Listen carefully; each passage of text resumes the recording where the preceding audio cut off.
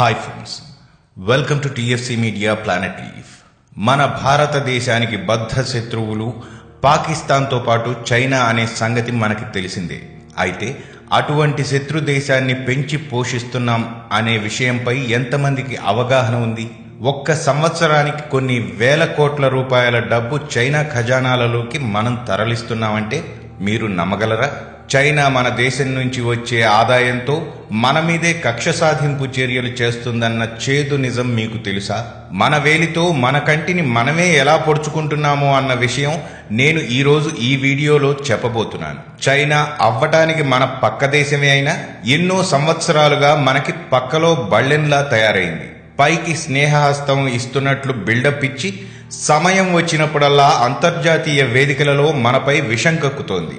మన దేశంపై పగ పెంచుకున్న పిచ్చి కుక్కలాంటి పాకిస్తాన్కి అన్ని విధాలుగా చేయూతనిస్తుంది చైనా.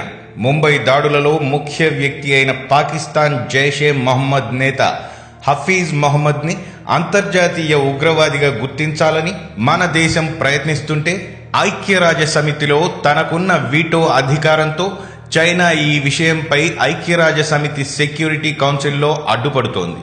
అంతేకాదు, అణు సరఫరా దేశాల కూటమిలో మన దేశాన్ని చేరడాన్ని వ్యతిరేకించి మరోసారి తన వక్రబుద్ధిని నిరూపించుకుంది. అన్ని విషయాలలో మన పతనం కోరే చైనాకి మన ద్వారా ఒక్క పైసా వెళ్లినా ఆ సొమ్ముని మన వినాశనానికి ఉపయోగిస్తుంది. అది ఎలాగో ఇప్పుడు నేను చెప్పబోతున్నాను. ప్రపంచపు డూప్లికేటర్గా చైనాను చెబుతారు. ప్రపంచం మొత్తం ఏ ఆవిష్కరణ జరిగినా వాటిని డూప్లికేట్ చేసి అతి తక్కువ ధరతో మన దేశంలో అమ్మేస్తుంది. ఉదాహరణకు smart phones, computers, electronic items, Deepavali మందుగుండు సామాన్లు వంటి వివిధ రకాలైన వాటిని మన దేశ మార్కెట్లోకి పంపిస్తోంది. తక్కువ రేటుకి ఇవన్నీ దొరకడంతో నాణ్యత లేకపోయినా వాటిని మనం విచ్చలవిడిగా కొనేస్తున్నాం. దానివల్ల ఇండియాలో చైనా ప్రోడక్ట్స్ అమ్మకాలు విపరీతంగా జరిగి ప్రతి సంవత్సరం మన శత్రు దేశానికి సుమారు 62,000 కోట్ల రూపాయల ఆదాయం అప్పనంగా దోచిపెడుతున్నాం. అలా వచ్చిన సొమ్ముతో వాళ్లు చేస్తున్న కార్యక్రమాలేంటో మీకు తెలుసా? ఈ సొమ్ముతో పాకిస్తాన్కు ఎకనామిక్ కారిడార్ పేరుతో మన దేశ రక్షణకి గండి కొట్టే ప్రయత్నం చేస్తోంది. టిబెట్ దేశంలో బ్రహ్మపుత్ర నదిపై నిర్మించే ప్రాజెక్ట్ ముఖ్య ఉద్దేశం కూడా మన ఇండియా రక్షణ వ్యవస్థను దెబ్బతీయడమే. నిజానికి పాకిస్తాన్ వల్ల చైనాకి పైసా లాభం లేదు. కానీ ఈ ప్రాజెక్ట్స్ వల్ల మనతో యుద్ధం వచ్చినప్పుడు వీటి ద్వారా మన దేశంపై అటాక్ చేయడానికి చైనాకి సులువవుతుంది. అందువల్ల పిచ్చి పట్టిన కుక్కలాగా ఉగ్రవాదులను పెంచి పోషించి మన దేశంపై దాడికి ప్రేరేపించే పాకిస్తాన్ వంటి ఉగ్రదేశంతో చేయి కలిపింది. ప్రపంచంలో పెద్దన్నగా పెత్తనం సాగించే ఆశతో ఉన్న చైనాకి మన భారతదేశం యొక్క అభివృద్ధి పంటి కింద రాయిలా తయారైంది. ఈ విషయం మింగుడు పడకే మన దేశాన్ని అన్ని విధాలుగా దెబ్బతీసి తన పెత్తనం చలాయించాలని భీష్మించుకుని కూర్చుంది. అలాంటి శత్రుదేశం యొక్క ఉత్పత్తులు కొని మనం వాడి ఖజానాన్ని నింపుతున్నాం. ఈ మధ్య వచ్చిన కొన్ని కారణాల రీత్యా చైనా కొద్దిగా ఆర్థిక ఇబ్బందులలో ఉంది. ఇలాంటి సమయంలో వాడి ప్రోడక్ట్స్ ని కొనడం మానేస్తే వాడి బలాన్ని సగం దెబ్బతీసినట్లే అవుతుంది. ఈ మధ్య మన ప్రధాని ఇచ్చిన సందేశం మేరకు ఢిల్లీలోని సదర్ బజార్లోని వ్యాపారస్తులు చైనా ప్రోడక్ట్స్ ని స్వచ్ఛందంగా అమ్మడం మానేశారు. ఈ బజార్ దేశం మొత్తంలో చాలా ప్రఖ్యాతి పొందింది. ఇక్కడ దొరకని వస్తువు ఉండదు. దేశ విదేశాలకు చెందిన అన్ని రకాల ప్రోడక్ట్స్ ఇక్కడ దొరుకుతాయి. అయితే చైనా ప్రోడక్ట్స్ చాలా చీప్ గా దొరకడంతో మొన్నటి వరకు వాటి రాజ్యమే నడిచింది. ఇప్పుడు ప్రధాని ఇచ్చిన సందేశంతో వారు చైనా ప్రోడక్ట్స్ ని అమ్మడం పూర్తిగా మానేశారు.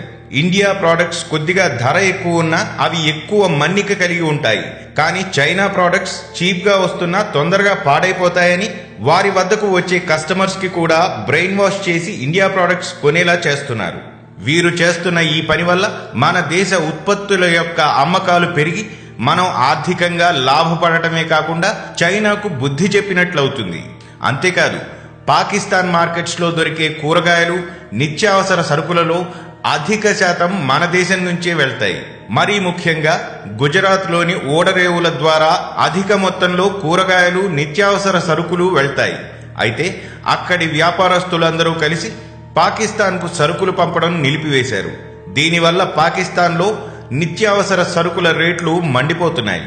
మన దేశ నాశనానికి ఎప్పుడూ కుట్రలు పన్నే పాకిస్తాన్కు మనం సాయం చేయడం మంచిది కాదనే నిర్ణయానికి వచ్చి వ్యాపారపరంగా వారికి నష్టం వచ్చినా వారు ఈ పని చేశారు. ఢిల్లీలోని సదర్ బజార్ వారిలాగా, గుజరాత్లోని వ్యాపారస్తులలాగా మన దేశం మొత్తం చైనా ప్రోడక్ట్స్ కొనడం, అమ్మటం లాంటివి బహిష్కరించగలిగితే మన శత్రు దేశాన్ని ఆర్థికంగా దెబ్బతీసి మన దేశ అభివృద్ధికి తోడ్పడ్డ వాళ్ళమవుతాం. చైనా ప్రోడక్ట్స్ ని పూర్తిగా నిషేధించడం వల్ల వారు పాకిస్తాన్ కి కడుతున్న ఎకనామిక్ కారిడార్ పనులు ఆపేస్తారు. టిబెట్ లో నిర్మించబోతున్న ప్రాజెక్ట్స్ కూడా ఆగిపోతాయి. దీనివల్ల మన దేశానికి చైనా వల్ల వచ్చే ముప్పు చాలా వరకు తగ్గుతుంది. ఒక బాధ్యత గల భారతీయుడిగా ఒకప్పుడు స్వాతంత్ర్య పోరాట సమయంలో విదేశీ వస్తువుల బహిష్కరణ ఏ స్థాయిలో చేశారో అదే స్ఫూర్తితో నేడు ప్రతి ఒక్కరూ అదే స్థాయిలో చైనా వస్తువుల అమ్మకాలు, కొనుగోలు ఆపివేసి మరోసారి ప్రపంచానికి మన దేశభక్తి ఎంత గొప్పదో తెలియజెప్పి ఆ చైనీయుల కొవ్వు కరిగించాలి. ఈ వీడియో కేవలం నా దేశం మీద ఉన్న భక్తి, ఒక బాధ్యత గల భారతీయుడిగా చేస్తున్నాను. ఈ వీడియో ద్వారా నా సందేశం కొంతమందిలోనైనా చైతన్యం కలిగిస్తుందని మనసా వాచా కర్మణ కోరుకుంటున్నాను. మరిన్ని వీడియోస్తో మళ్ళీ మీ ముందుకు వస్తాను. ఇది మీ ప్లానెట్ లీఫ్ ఛానల్. జై హింద్.